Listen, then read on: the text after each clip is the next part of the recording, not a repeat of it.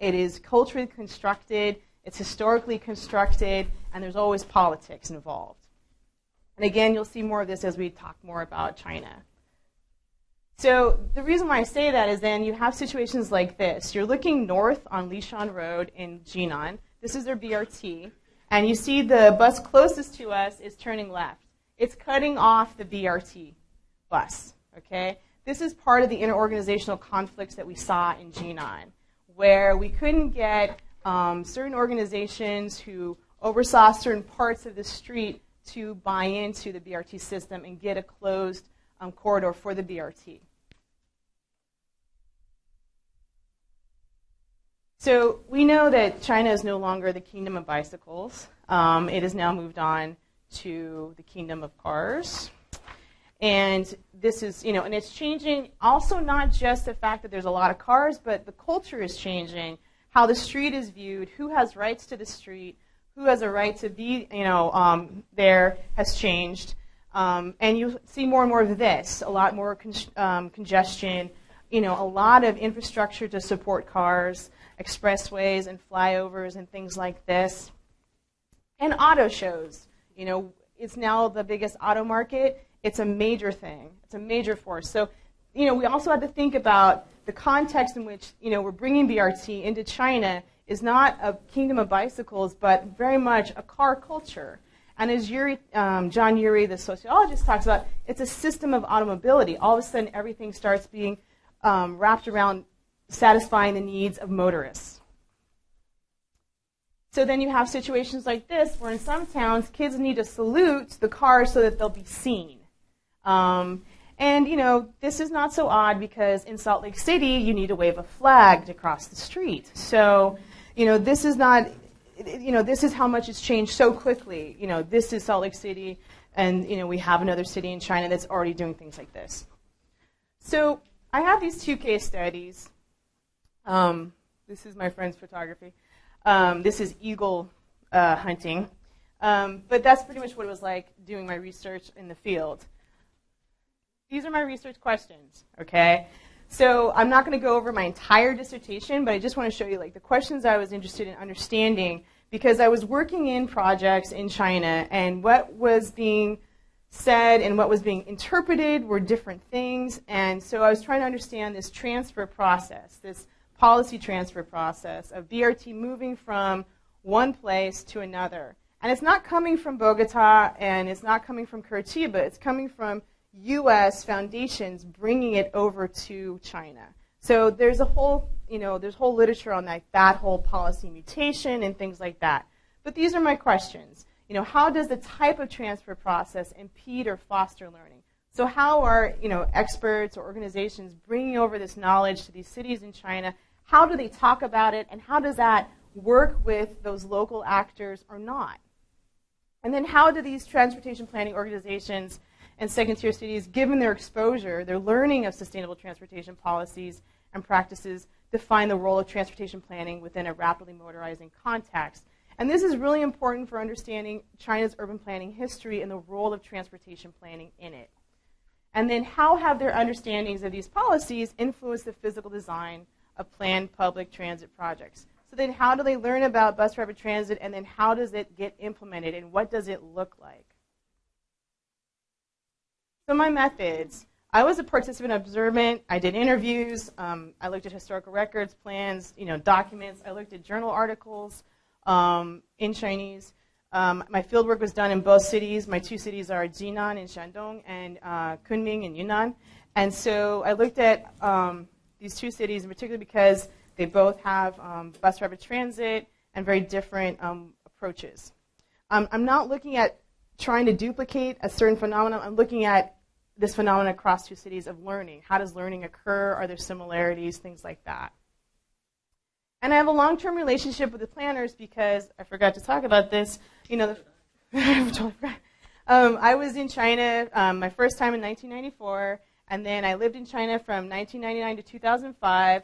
That last 3 years, I worked in Beijing with the Energy Foundation. And then I went on to UC Berkeley, did my master's and my PhD, and we continue to do work in China with the Energy Foundation. So I know people from both Kunming and Jinan, And I worked closely with both groups of people.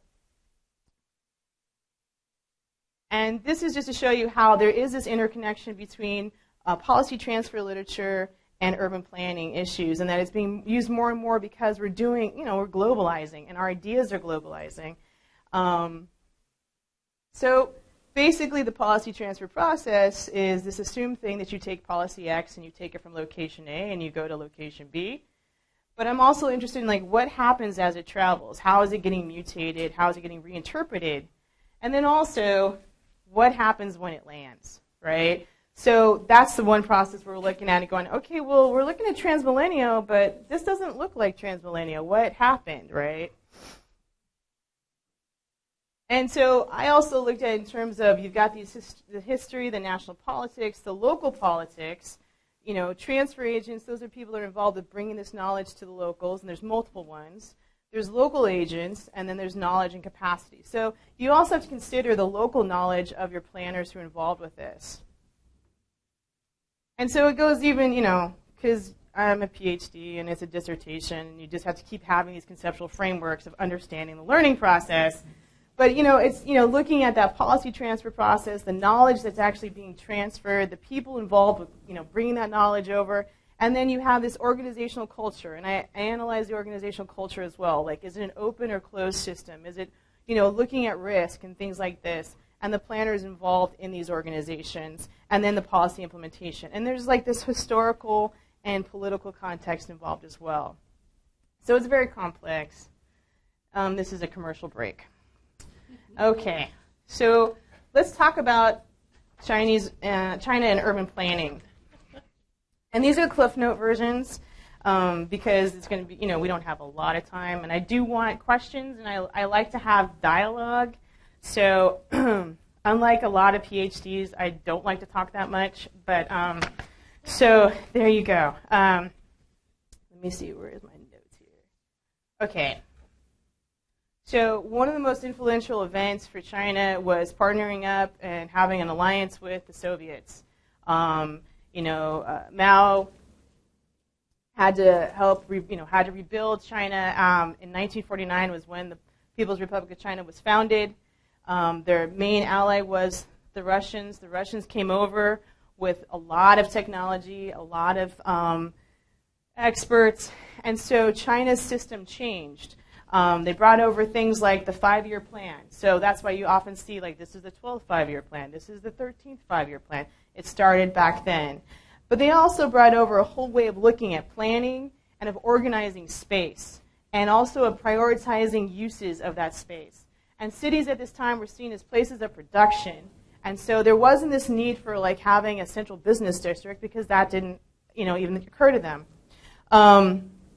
So they have this alliance for about 10 years, and then it fizzles. There's also problems in the late 50s with the Great Leap Forward. And this was basically a disaster, and it was blamed on urban planning. That's why it failed. A lot of the Soviet planners trained Chinese on how to do urban planning. There were also political fights over urban planning. Beijing, for example, there was fights around, is this more communist or not to do certain things with the city? Let's see. Yeah. So, but, at that point, planning is seen as very important. And you've got a centrally planned economy. You're also controlling people's movements, where they live, when they're going to have children, etc. So, transportation's role was very minor in a lot of ways in terms of the way that we see it now. Then you have the Cultural Revolution, and we see that planning is useless, should it not serve proletarian politics, and reduce differences between urban and rural life. And basically, all intellectuals, all institutions were told that they need to go out to the countryside and learn, so planning was abandoned for 10 years. So learning that could have occurred in China did not occur, and basically, a lot of people lost a good chunk of education, both formal and informal.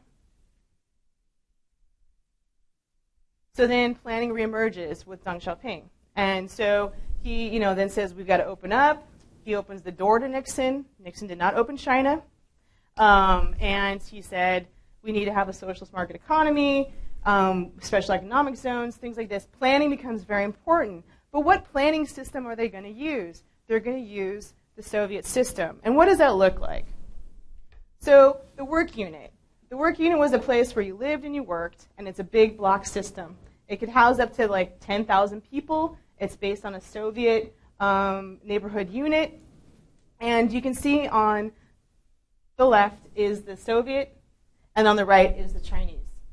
So these big block systems that we often talk about, particularly when we deal with modern China, like, oh, they've got these super blocks, these big blocks, are from here, okay? And so, the implications also with this planning are that the way that they structured the government, they separated planning, transportation planning, and land use. They were separate things. You also had, this very top-down. So what you saw at the ministerial level, you saw the provincial level, and then you saw the city level. And that still continues. That's also an issue. You can have what I call the top-down undermining the top-down. Basically, you can have situations where you have to mimic what's going on in the central government at the local government, and that may actually undermine your capacity to do work because now the leadership has changed. Then you have these national planning standards that can be traced back to the Soviet times. And one of them that's really critical for transportation is the fact that, in your land use, you only have to have 8 to 15% of your parcel be used for roads. And this can be a very big problem. And as you can see, if you have these big blocks, you're not going to have a lot of through roads. And you may say, oh, but this happened way, way back then. This doesn't occur now. This is a modern plan. And this is the same situation. This is the transit-oriented development plan that I was working on. This isn't the plan that we came up with. We came up with something different. The road network is definitely denser. But there is only one main road. And this is supposed to have 100,000 people living in it, in this space. One of the problems with the planning, too, is that they look at it as a parcel, and they don't look at the parcel as relating to another parcel. All around this parcel is development. Lots of residential space. North of it is the Yellow River, and south is the downtown. So there's going to be a lot of people commuting in the morning down to the jobs. And so this idea, this spatial planning, this lack of road network continues to today. And so this is what it looks like. So we did an analysis of that same plan and compared it. Now, it's not necessarily a fair comparison, but just to give an idea of how different that street percentage, when we looked at it and analyzed it, the actual streets that exist, not the ones that are planned. Okay, these are planned, but the ones that actually exist. Because even though they say that's the plan, it doesn't mean that necessarily it's going to go like that. But, right now, they only had 10%. So they had 12 intersections. Eventually going to change it and have 100,000 people living there. Okay. The other thing that's come up, so in 1995, so in the 80s, there wasn't a lot of transportation studies done. Most of the work for transportation planners was like road design. It wasn't really looking at modeling at this point. They just started learning the four-step model when the Cultural Revolution happened, so they lost out on that. They had some idea about OD surveys and things like this. But this is some of the ways the standards work against China. This is the standard for roads in different cities based on population. But you can basically have these widths and the number of motor vehicle lanes and so forth. But it's not based on, do you need this road? Is this the best size of road? Is this the speed that actually happens? It's just some type of code. But there's not a lot of information on how you can use it or think about your city. Because again, it's seen as very formulaic, and the approach is really to just kind of look at it as something separate from land. So this is some of the things that happen in now in the built environment, and this is Jinan, and that you don't have too many through roads. You have a lot of smaller roads, and that's a problem for a city of like 2 million or more.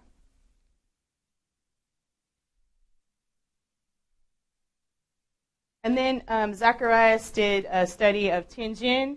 And as you can see, when you have this compacted city, some of the problems that happen is just trying to get across the street. The different types of modes of transportation are all on these streets, and there's limited network.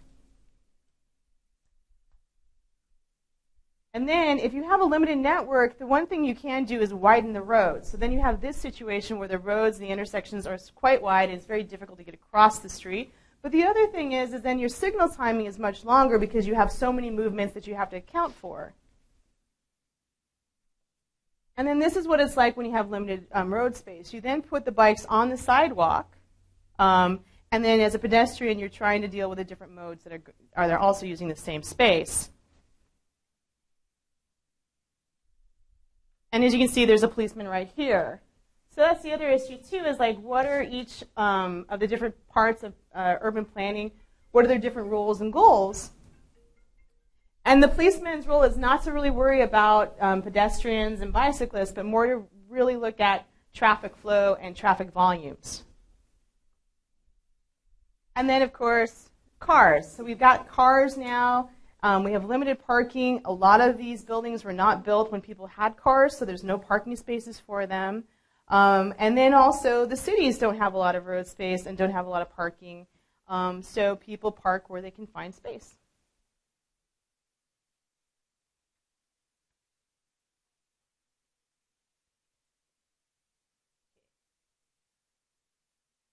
So some of the things that have been seen by scholars as problems with China and dealing with their new transportation issues, because again, we're looking at a planning culture that was really formed when there weren't cars, where there wasn't a lot of multimodal use. Early on in the 80s and 90s, let's see if I can find that quote. Yeah. So, you know, by 1990, they had a bicycle population that reached nearly 300 million. But many urban planning and transportation planning experts believe the bikes were taking space from the buses. And this is because they had such a limited road network that there was a lot of congestion. But the reason why people were taking bikes was because public transit wasn't that great. And so the thinking, again, was this institutional bias against bikes and also not necessarily looking at public transit and really using it to its fullest form. Now we're in a situation where we've got multiple modes and there's personal cars. And so the two things that have come up time and again in the research and literature are the inadequacies of institutional capacity, and China still tends to follow the Soviet mode. Even today, when I was doing my fieldwork in 2011 and 12, you know, my friends were saying, like, yeah, well, you know the Soviets, that's what happens. We're still looking at it that way. We aren't taking the different types of land use into consideration or the transportation demands as well. So the implications for transportation were that there's a lack of modeling and technology. There's this separation of transportation and land use. Transportation is secondary to land, and it is. Really hasn't started doing a lot. The actual institution of transportation planning and engineering really didn't come into play until the late 90s as far as the technology around it and modeling. And it wasn't really seen as important as far as public transit until we got more cars and the roads got really congested. And then, of course, weak interorganizational collaboration. So then bus rapid transit comes to China. And, you know, one of my informants said these things about his concerns about BRT in China back in 2004. He's all, conceptually, although BRT has been well accepted in China, most people take BRT as a marginal improvement for the bus system. They don't yet realize the importance of reforming the entire urban transportation system, nor how to adjust the split of mode trips through a BRT system. This is a key issue so far.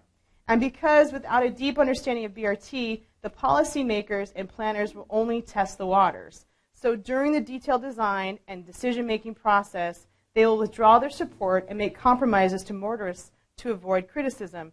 This in turn will weaken the attempts at a real BRT system. And traditionally, China never had a comprehensive technical approach in urban planning and design. They rarely do detailed scientific analysis, nor do they rely on this process to make decisions. The decision-making process is always based on the planner and decision-maker's engineering concepts. This is really a serious problem for BRT development, as the planner decision-makers don't have any experiences or strong understanding of BRT. And this is related to my second point about not having a technical approach in urban planning. Technical capacity is lacking in China, and lots of details, for example, the operational issues, are ignored during the planning process. And this will potentially weaken some of the BRT projects. And then finally, the institutional structure is also a problem. China has yet to form an effective administrative system. The conflict of interest between various government agencies always weakens the progress of the project. For example, in most cities, the police control the traffic systems, and they are only concerned as to how fast the cars move. This is the biggest challenge to the BRT development because BRT will definitely impact current traffic flow. So we bring bus rapid transit to China. And the vision that gets brought and promoted is Peñalosa and how it's like about improving the city. And it's not about BRT. It's about how can we improve the city and make it sustainable and talk about social justice and equity. And the mayors at this time, and this is in 2004, are looking for mass, rapid transit because the central government has said there are too many subway projects right now. We're not going to fund all of them. You guys need to figure out a way to move your people. And so BRT was seen as a really viable way for them to solve their subway problem. It was seen as fast, reliable. It's adaptable because it's a bus. It's not a rail. And they can move as many people. It doesn't cost as much, and it's a fast construction time. And particularly in the early 2000s, you saw a real rapid urbanization, and people were needing to get stuff done quickly. And so BRT was seen as this thing that could happen and make it so. So this is more about Peñalosa. So these are the systems that started going. Now, Kunming has a longer history because of its relationship with Zurich. Kunming and Zurich have had a relationship since the 80s. It's now over 30 years, and it started in late 80s, but their urban planning relationship was in the early 90s, and they were able to get the first BRT corridor on Beijing Road. And then it kind of stopped for a couple of years, and then later, after 2004, because the big mayors forum that launched BRT was in Kunming, and it was to highlight Kunming's bus corridors. And so before the Guangzhou BRT, Kunming had the highest capacity on its BRT systems.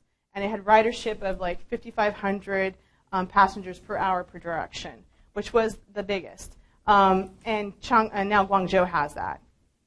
In 2004, Guangzhou started planning, thinking about BRT. So it takes time. And that's one of the things I'm going to talk about, too, is the time that it takes to do these projects and really get this knowledge transfer and the learning to take place. So for Kunming and Jinan, you see in Jinan started its operations in 2008. It was starting to talk about it in 2003. It signed an MOU in 2004. And so it was very quick in a very short time period, which is also a problem. So this is where they are. Kunming is in the southwest. Jinan is in the northeast. Here's some facts about them. I'm looking at metropolitan population. This is around 2009, 2010. So depends on what data I got at the year. But you can see that, and it's civilian vehicles. That does include government-owned vehicles. And I believe this also includes motorcycles. Kunming is got a larger vehicle population and a larger BRT system. And Jinan has a higher per capita GDP. And you can see the growth rates of passenger vehicles. I mean, basically, both cities are very similar in terms of that. But you can see how quickly, and again, Jinan has a road network that's less dense than Kunming, and quite quickly, 5 times its vehicle population. And these are passenger vehicles, so these are small cars. And then this is Kunming's. So these are my findings, and I'll go over them. So what I found was that Jinan had a short-term relationship with its different people, and it was a foundation-to-city type of relationship. There were experts as well that were involved, and there were multiple groups. So it wasn't one group working with Jinan to do their BRT project. There was multiple groups. I was one of a group. There was an experts group. There were private consultants. There were academics from Chinese universities involved. It was very piecemeal, and it was also had multiple visions for what this should be. And there was a lack of urban planning experience guiding the project because the Energy Foundation at that time had just launched the China Sustainable Transportation Center, so this was a whole new area. Urban planning is very different from public policy. I mean, we're talking about the rearrangement of space. So that thinking is very different. And then also what happens is that you have what we call soft and hard transfer. Physical infrastructure was the focus. And part of this has to do with the time horizons that occur in cities. What happens with leaders in Chinese cities is that they are appointed and they can be plucked from their job and put into another post. And this doesn't just occur with party secretaries or mayors or vice mayors. This also is with planning bureau directors, urban institute directors, transportation institute directors, PSB, the Public Security Bureau, they handle the police. So you can have a project and then your leadership can change and shift, and then you have to re-educate and start all over again. The difference in Kunming is that they had a longer-term relationship with Zurich, and Zurich came as a group with a vision. And the vision was really about sustainable transportation, sustainable development.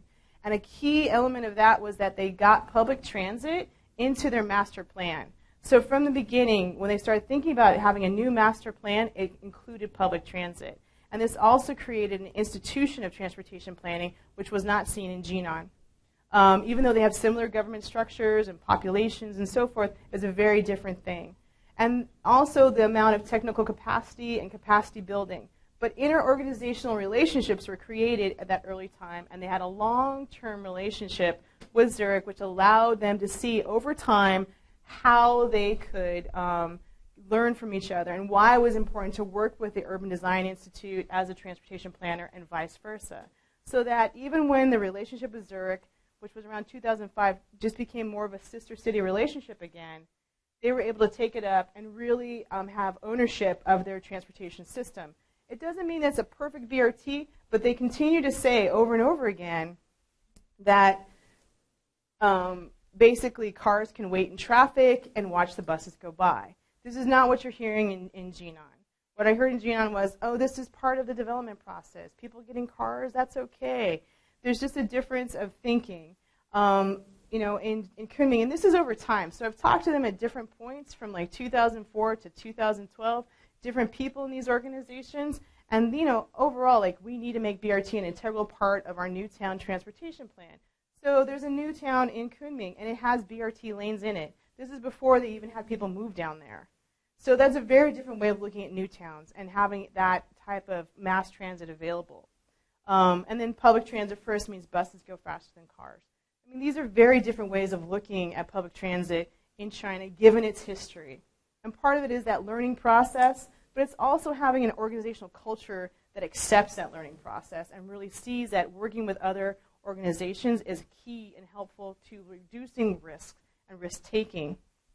And Jinan just didn't have that. It's not a thing to say about Jinan. It's the planning process. It's the organizational culture. It's the way that the BRT was brought to that city and how it really became a situation of time. Part of the reason why they had a short time frame was because they had to get the BRT up and running for their national games. So it really was about we just got to get it built. We just got to get it built. And so things like understanding, the theories behind it and the norms and so forth, no, we got to get it built. People are being graded on what they get done in their 5-year time periods. So it had to get done. So this is Kunming's BRT on Beijing Road. This was one of their first ones. And it's all along it has been a lot of TOD built around it as well. I lived in that building right here when I did my field work. Now, the BRT lanes in Kunming are kind of destroyed right now because underneath are subways. So there's a lot of mass construction going on, but the BRTs are going to be back. I've been reading different newspaper articles, and they have a goal of every year increasing the BRT lanes by 20 kilometers. The difference in Jinan is that they're taking down any type of barriers and things like that, so cars are driving in their BRT lanes in Jinan.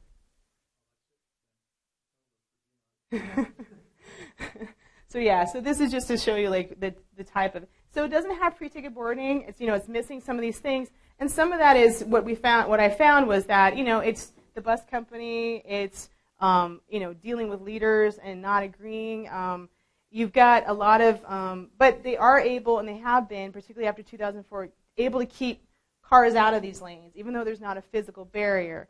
And part of that is because of some of the key people in the Planning Institute have friends in the police department that have known since they were in middle school, and like your relationships in China with your middle school friends and your high school friends and your college friends are very important. So he started seeing like, oh, I should reach out to them and see if we can like get some ways for the police department to see how this would help them. And so there's a lot more enforcement in Kunming. Right now it's a little bit iffy because of all the construction. They're doing 4 subway lines at the same time. So the entire city is kind of a mess. But this is before this happened. And also there's always, like, what I noticed about Kunming versus other cities is a separation. There's still bike lanes. There's still pedestrian space. And then above this, is where buses and cars go. And below it, you can have pedestrians and bikes. But my transportation planning friends in Kunming don't like this. They think it should all just be level. So, I mean, there's compromises that have to get made. But they're definitely figuring out ways where there's still a bike space. So what happens when you have to make these compromises, and this is what occurred. So in Jinan, when I talk about interorganizational conflicts, some of the problems happen with the people who are in charge of the parks and trees. So they wouldn't remove certain trees. So then they had to move things over and take down more building space. So this is what happened. Now you've moved the bike lane and the pedestrian way right by this gas station. Here's sorry, let me find this. Okay, here we go. So here's a gas station before and after. So they've removed that space, that divide between, because they didn't have enough space for the lane, because they had to make more lanes for the cars.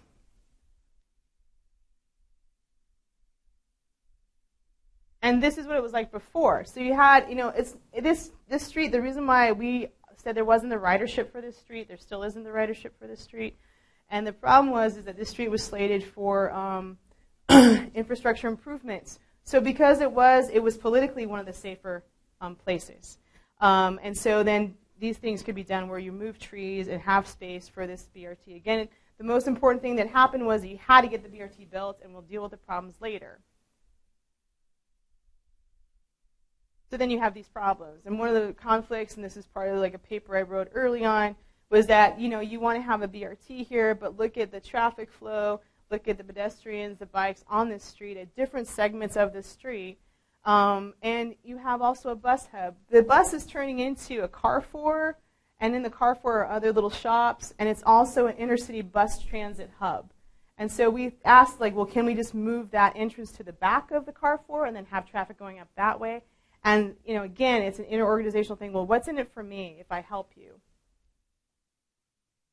And then you have this situation, too, where you still have standard buses on the same bus line. So you also have that issue, too, of the bus company not wanting to get rid of bus lines and things like that.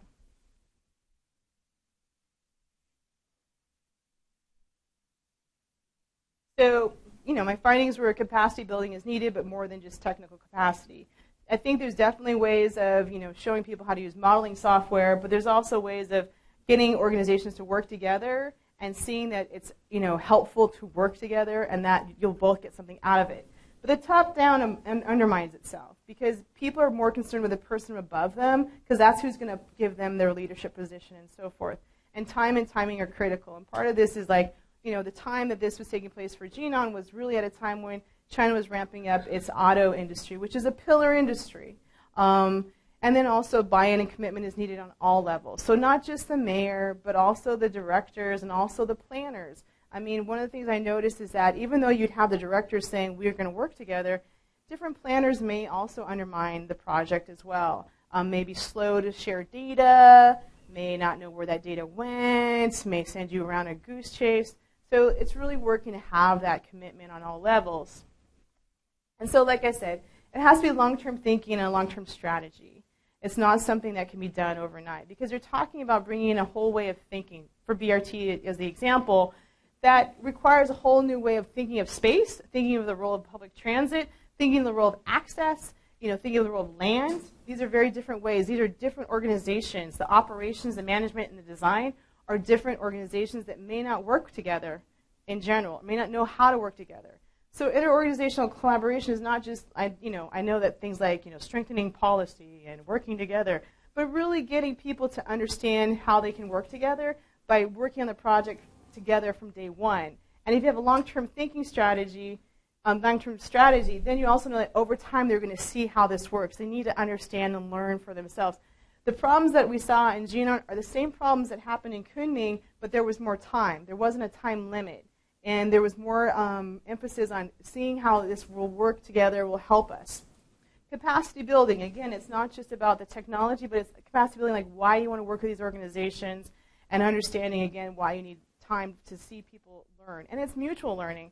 It's the approach of the different planners. One of the reasons why I wanted to give this talk was because I made a lot of mistakes. I made a lot of assumptions about China. Oh, they're doing it wrong. Why aren't they thinking this way? Because historically, they've never thought in that way. It's a very different way to think about space. It's a very different way to think about transportation. And then when you look at an approach like, well, maybe this is the right way. Maybe just getting that BRT built is the most important thing, and not if it's going to create this chaos. Then working backwards from there, you get a very different perspective on what's going on and the politics involved and the organizations and the demands.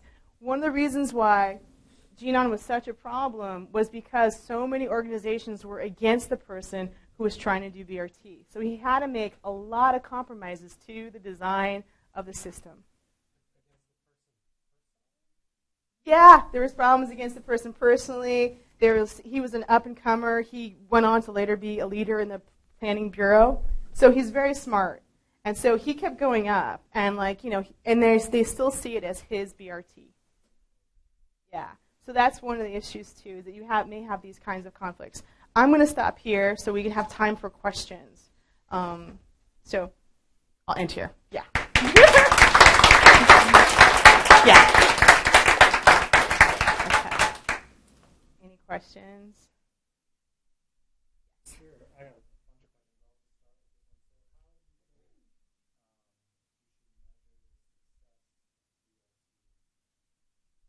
How should I measure the success of BRT in China? There are multiple ways to measure the success of BRT in China. I would say that, and it's interesting because if you look at different organizations that compare the different BRTs, at certain years, Kunming was considered a BRT, and other years it's not considered a BRT. So for me, I'm partial to Kunming because I really like the planners, and they really get it, and they also understand the politics of it.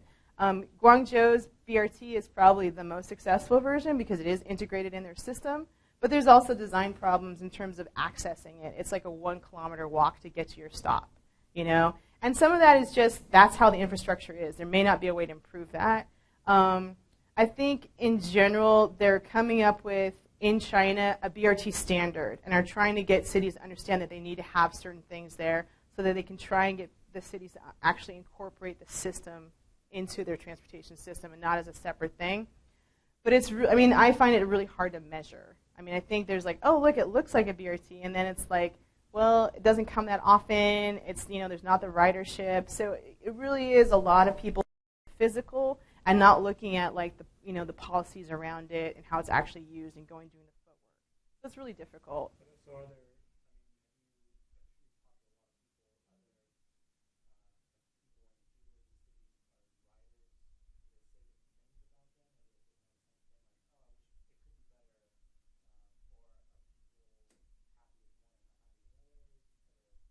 So what do the riders think of in each of the cities?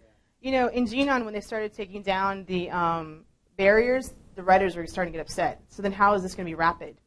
So even though it's a slight improvement, a lot of the people were really happy with the Jinan BRT. So as much as we go, oh, this isn't that great, they're happy. It was straightforward. They can get, there was an increase in ridership. It was successful in those many ways. And part of the reason, too, is there's been a shift with the national government where there's now the super ministry of transportation, and so that has to be replicated down in the cities. And so public transit used to be under the Ministry of Construction, or what is now called MOHURD, and now it's under this Department of Transportation. So there's these kinds of problems, and these guys are more used to inner-city transportation, not intra-city, so they have no idea about buses and things like this. So they don't protect the BRT as much as they should. But most cities that have some type of improvement in public transit, people are happy with it, but they would like, of course, to have it even better. That's, yeah, for sure.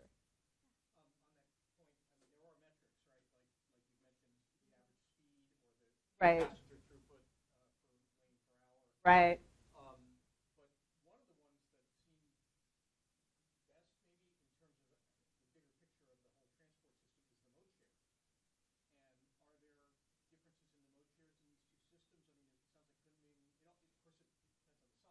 Right. on ridership. Right. But how does that play out? Sure. So the ridership differences between the two cities, Jinan has about 16 to 18% public transit, and in some places in Kunming, like in the downtown, it gets up to 38%, but overall it's about 20+%. Yeah. So in considering that their vehicle ownership, they still have a large public transit ridership. So, and I think Not that large. it's more than most cities. 20%, 38% in the center city. So, and then Just the BRT? Or is that the whole bus system? that's a whole bus system. Okay. Yeah. Unfortunately, I mean, like they haven't separated. Some places have, but some have not separated the public transit from the BRT ridership. Yeah. Yeah.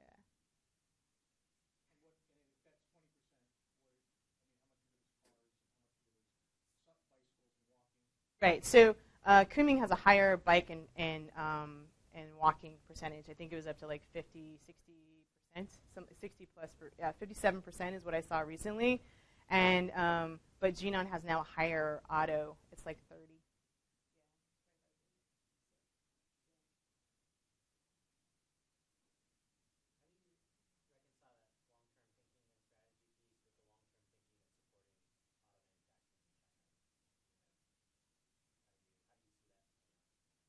So early on in like 2004 and 2005, there was this concern of like if we restrict auto use, people won't buy cars. But I think like research that I've seen from here, where they ask people like how many people in Beijing have a residential parking space, 50% that were surveyed said they had one, a residential parking space, right? They still buy cars. So people are going to buy cars. And so I think like it's not a thing where like we're going against the car. It's just having alternatives to the car where they don't have to use their car every day. I mean, most of the times when we were talking about it in terms of when I was working with Berkeley, it was mainly just like we're not going to go like anti-car. We're just going to say like you don't have to use your car every day for every trip. But there has to be a real focus on improving public transit, and it can't just be lip service. That's the problem. Is that you can do a BRT, but again, you're going to have these things where people it may not go to the places they need to go. So then people are going to use e-bikes. The big thing is e-bikes now, right? So the problem with e-bikes in China is that there's no planning for e-bikes, and so whenever you hear people talking about bike lanes, they're talking about traditional bikes. So e-bikes are bigger, and you have other problems with e-bikes, and there's the speeds of e-bikes. And then now we have the parking infrastructure for e-bikes, which is missing as well. But people want door-to-door service. I mean, I think the thing through history that's been shown in China is that public transit hasn't been used to its fullest advantage. And that just building a lot more, it really has to think about those little things, like how you access it, how comfortable it is. The transfers. I mean, the transfers in Beijing, if you go from one line to another, in some places it's a 15-minute walk, 15 minutes, you have a kid, you're carrying something, that's a lot to ask, So, I mean, it's a long-term process, but it's a thing of like also I think what's a good thing is having the think tank for the government that deals with transportation planning really saying we need to have a BRT standard, and it needs to consider these things. So, and you can't call your thing a BRT unless it meets this.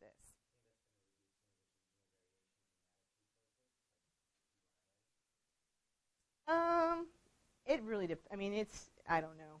I mean, the regional differences, it really is about a timing with Kunming.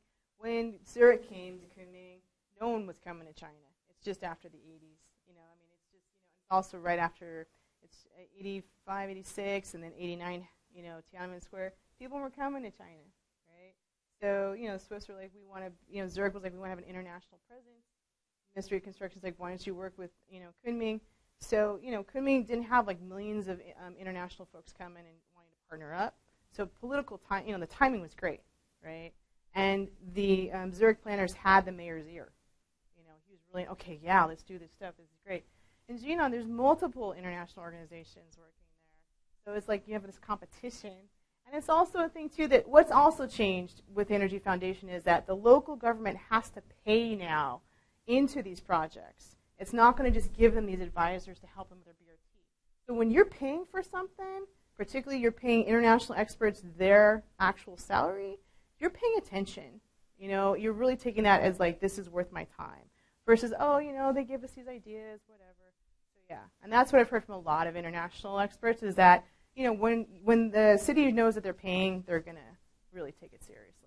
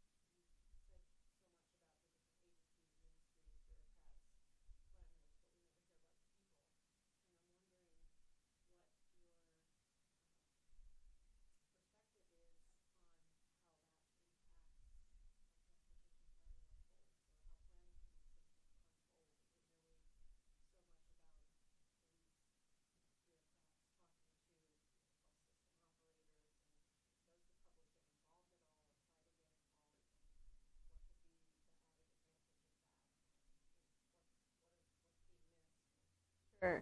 So the role of public transit and how it could, I mean, the role of the public and how it could affect affect transportation planning. Okay. Yes, actually, this is very interesting. So, what's his name? Well, my friend Wendy Tao actually did a focus group in a city in the Northeast, and they were going to do all of these major transportation infrastructure changes. And what she got from the focus group is that actually they didn't need many of those changes. The people that she interviewed were like, we actually just need these things and those things. And then an example where that information was actually used to inform policy was done out of with the World Bank with Shomek Menarata. And he had done this in a Chinese city, and they were able to change policy. The actual needs of the citizens were actually less than what the government wanted to do, and they were much easier changes to do. So, you know, there is more input, and there's more getting feedback and so forth, but it's not in those rooms in the beginning. It's after the plan has been done. But there are policies that say there's supposed to be public feedback on things. So it really depends on interpretations.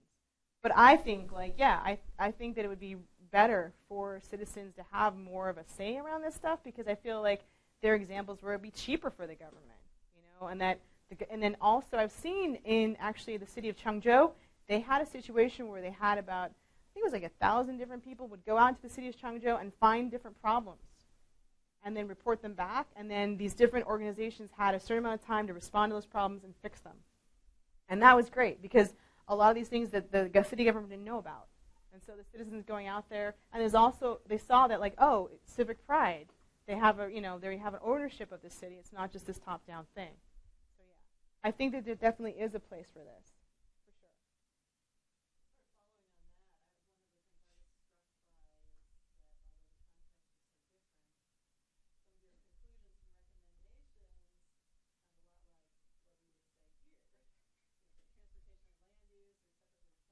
Right. Right.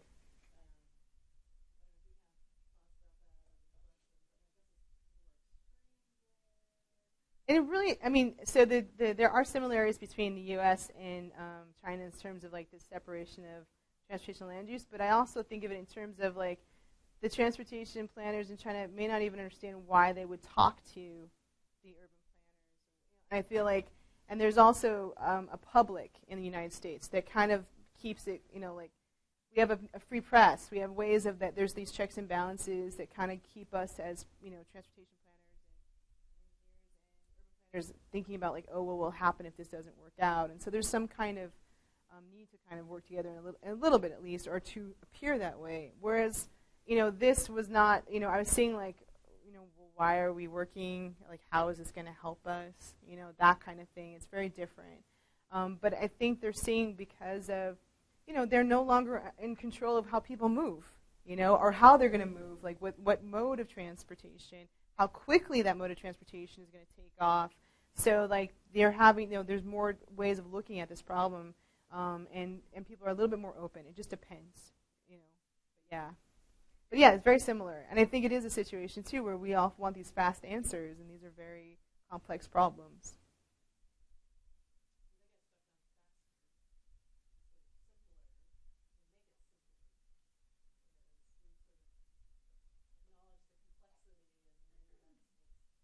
We also they get things done faster because they don't have the legal system that we do. We have EIRs, environmental impact reports, that and we have a legal system in which people can basically go to court for the city of Davis on behalf of it, things like this that don't necessarily translate in the Chinese legal system.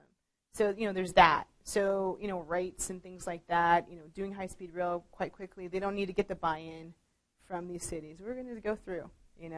The problems of the inter-organizational conflicts really happen too on the local level because they're similar, in power in terms of these different organizations. The Public Works, the Planning Bureau, we want different things. And so, also you've got the Communist Party. And so a lot of these people who are in these director positions are also part of the Communist Party. So some of these conflicts get handled at Communist Party meetings. I know that for a fact. So there's, Ben blow-ups and things like that, and then so yeah, but there's not that space of legal and like concern about people and so forth. Though more and more it is becoming an issue because there has been some political instability.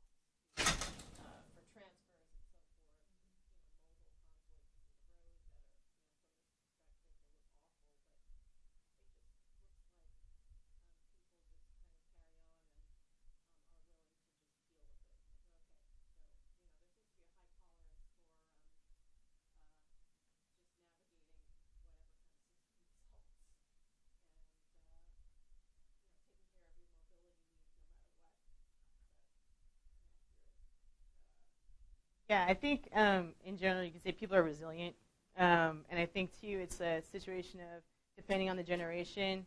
This is better than what we had before. I think people they figure out a way to they figure out a way to make do. But there are complaints. If you look at the Beijing subway, people are not happy about that commute. It's really crowded and it's really dangerous. You can't see the platform because there's so many people. After train after train after train. But then some people are like, well, we're all in this together. There's also not the physical space issues that we have in America where people have to have this certain amount of physical space. Like one of the things I like in China is that, I need to push past you. You're not going to be offended because we're all going to do this to each other because there's not that much space. Like that's just how it works, It's not like, oh my God, you're touching me, God, San Francisco Muni, people, like particularly, God, and their iPads, and like, oh, don't touch my iPad. I'm like, we're on a crowded train, So there is this idea like we're kind of all in this together and we got to figure it out. It's not necessarily like we're happy. It's just like, I got to get to play safe. And no one's having it. No one's enjoying it, And they all know that it's not as safe. And, I've done focus groups where I asked, bicyclists and e-bikes, do you find these streets safe? Would you have your child? Oh, no, But this is the quickest way for me to get to work, and I got to get, and that's just what you do. And you figure it out. So, yeah, and I also think, too, like, despite the shortcomings, like, it's amazing that things are done as fast as they are, and people are housed, and people are dealt with, and it's a 1.4 billion population, and, I have no idea if I'd do any better. Part of the reason why they could urbanize so fast is because they had these formulas. Okay, this is our block, this is what we need, this is how many houses, boom, boom, boom, boom. We don't need to think about all these other things because we just got to get it built. Oh, go ahead. Did you have your hand up? Oh, okay, never mind. Anybody else back there? Okay. So on that topic, we're heading into the future, and they're up to, you had 2008, 2009 numbers. Right. 50 million cars. Now they're at probably 150 million, heading to 400 or 500 million cars. And what is your sense that as people get a car, is that it? Are they off the BRT and they drive their car,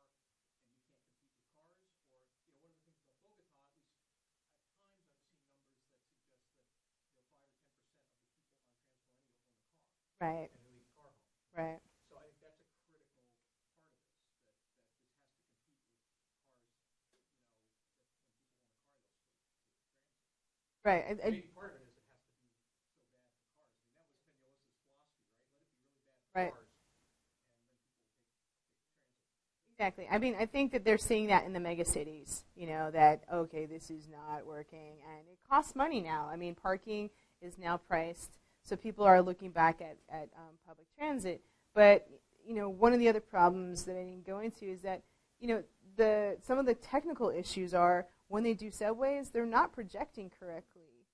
That's one of the problems. They're not taking the land use considerations of where they're putting the subway, how many people are living in that area, how many people are going to take it. For example, there's a subway line in Beijing, and they're like, oh, okay, in 5 years we'll hit this much. They hit it in like 5 months, right? So, there's something off there. Oh, yeah, totally. I understand. But then the problem is that you still need more you need more subway lines, right? And so then the thing is, too, is the concern is, okay, so you get some of these people to shift to subway or bus, but you don't have the infrastructure to support this new shift, right? And I agree with what you're saying, is like you've got to improve this public transit. And it really is not about lip service. I mean, Beijing has plenty of arterials that they could have BRT lines and run them really well. And, I think, for example, Jiangguomen is a perfect place to do this. It goes right through Tiananmen. It's perfect, because that number 1 line, which goes underneath, is crazy. It's full. It's scary, So really make a commitment. But that's hard because, Beijing is like the Washington, D.C. of America. And, you've got these Central Party leaders who are like, no, I don't take public transit, and don't have understanding of what it's like to be in those places. But I agree. I mean, I think because people do leave, but they also, what they're doing, in my friend's case, they have 2 cars and they have 2 e-bikes. So they're not doing public transit, they're doing e-bikes. And then maybe on the weekend they use their cars. That situation of shifting as well. So they're going back to bikes, but they're electric bikes.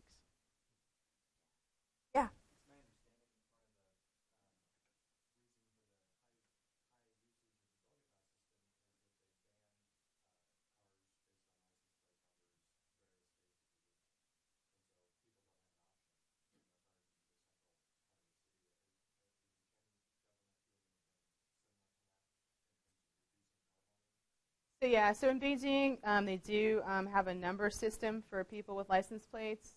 You can only drive on certain days, but people then get 2 cars. So there's that situation. And then in Shanghai, you have to bid for the license plate before you can get the car. So that's how Shanghai's been able to keep it down. But Beijing is just kind of again, I think because it's the capital of the country, they do certain things. They're a little bit slower in doing certain things. Forever to get a card so you can use multiple types of transportation. That was the biggest thing. It took 10 years to do that.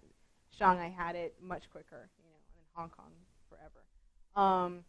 I think they're definitely with APEC. What I find very interesting is that when they're having this APEC meeting, they're doing all sorts of shifts, which I think are things that they could do on a regular basis. Maybe not everyone has to go to work at 9 o'clock. Maybe schools don't all have to get out at the same time. I mean, so that's what they're trying to do too. Is okay, schools will get out at a different time. You'll take days off. Maybe you don't have to go to work every day. Maybe you can do work from your home. I mean, that's the other thing too. Is there's ways of changing the way that you do business that don't have to do with the car. You don't even have to talk about the car. You just say oh, we're going to shift the way people, And that's the problem. But it always works during APEC, and it's amazing. I mean, I know when they had the Sino-African meeting. It was amazing to have those cars off the road, and you can get around really quickly, and no one was sad about it, and the air was great as well. But I think that's the thing. It's going to get so bad with this air pollution. I've never seen Beijing this bad, and I was there in '94. This is terrible. It's awful, and people are just this is crazy. Even Beijing are this is not right. And when they first said it was fog. I mean, people were on Weibo going, we're not stupid. We know this is not fog, So I think that's one of the pushes too. They are worried because it is social stability. Social stability is very important, and having pollution is not helpful. So, questions?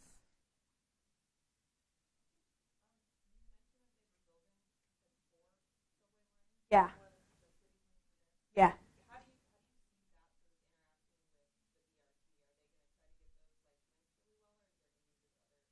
Problem with,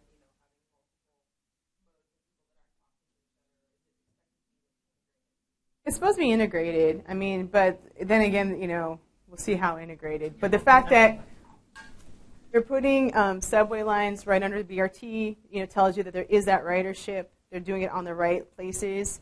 And it's also because Kunming's been slated for over 20 years to be the window to Southeast Asia. So it's right there with Thailand and Burma and all those places. And there's going to be high-speed rails that go to those places. So there's more and more trade coming in as well. So that's part of the reason why they have these subway lines too. But they're not getting rid of the BRTs. That's the thing that I was really worried about. Yes. Yes. So, sure, no problem.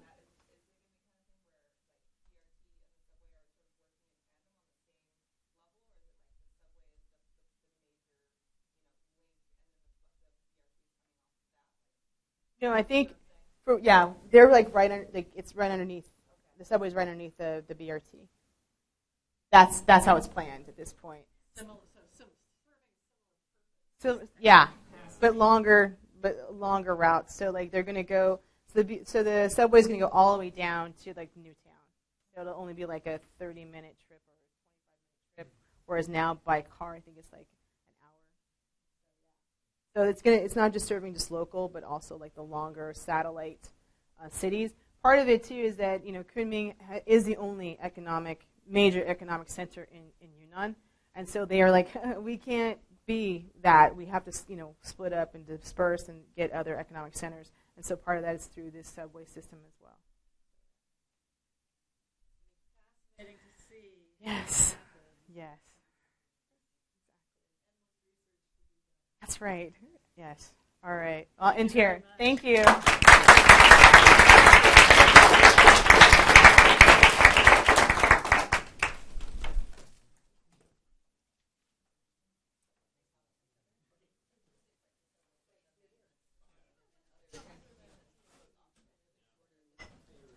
So you've been sitting there all this time.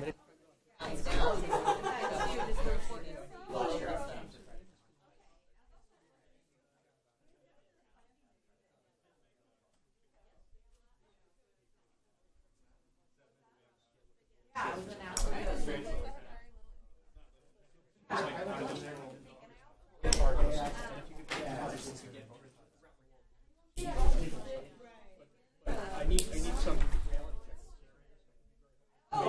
check.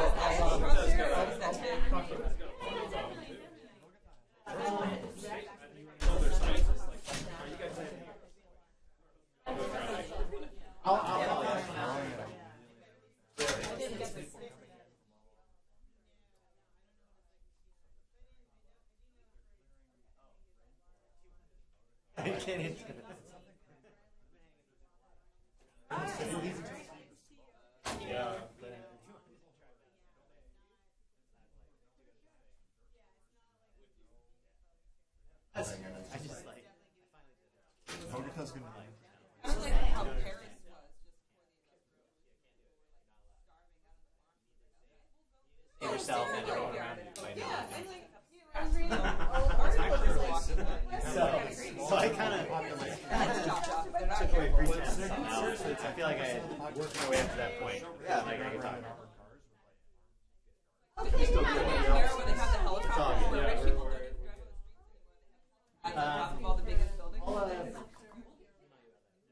The top of the street people Typewriter. That's how I talk.